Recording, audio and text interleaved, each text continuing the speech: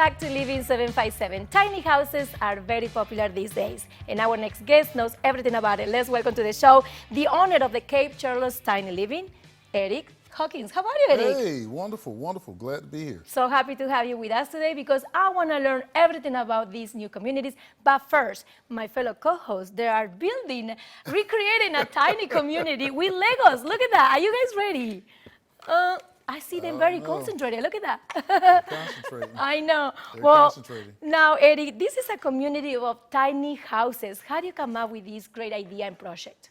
My wife and I, while traveling the country, actually discovered these abandoned in Cape Charles. They've been abandoned for like somewhere about 40 years. Oh, wow, 40 years. Yes, so you ma'am. say my wife and I, always we knew that behind every idea is a great woman, right? Absolutely, absolutely. I love that. Absolutely, absolutely. So you say that you've been traveling. Can you just share with us a little bit more about your experience and your adventure? So my wife and I have been living tiny now for 16 years. Wow, 16. Yeah, and part of that was living in an RV. So we lived in an RV and for a while stationary, and then we took the RV on the road and started traveling the country. Yeah, we are seeing some pictures right now. And you say that you've been living like this for 16 years. And I know for some people, they might be thinking, wow, that is a long time. So now, when you create these new communities of tiny houses, tiny living, how do you start it? Like, what was the first part that you say, okay, we're gonna do this?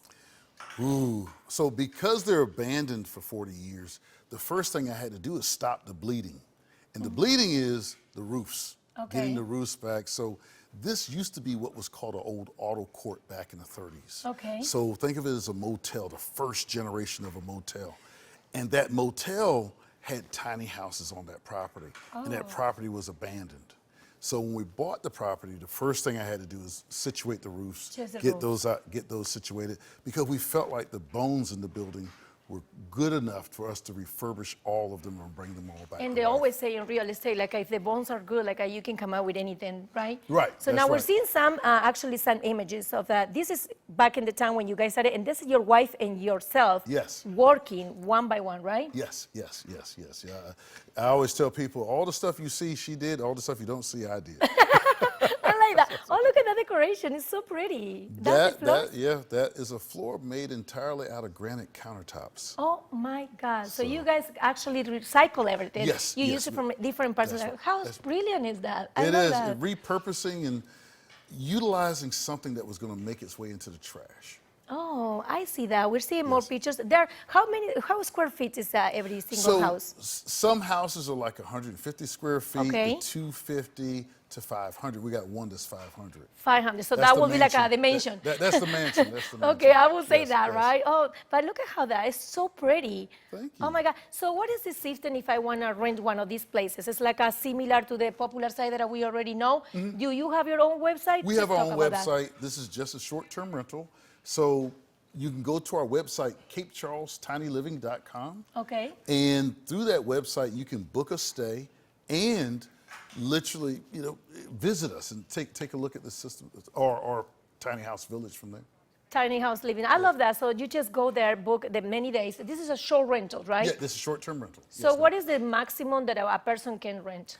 About 20 days. 20 days? Yes, ma'am. So nobody can pass one day a month, but that considered maybe a living, right? Right, that counts as living from there. So our goal was always to introduce people to living tiny.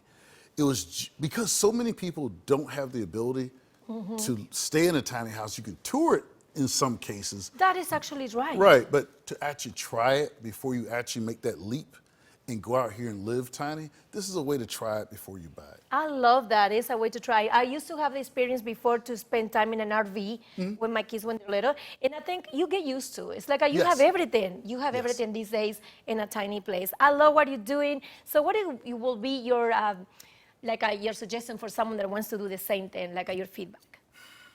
Evaluate who you are. Okay. Evaluate what's important to you and ask yourself what's the easiest way to do it. So in other words, find out small steps that you can take to go tiny, because not everybody's version of tiny is the same. Yes. Our version was using a travel trailer, or AKA RV, Well, some people just want to jump right into the tiny houses on wheels, but you may not want to travel. Yeah, maybe not, you end up not liking it at all. Right.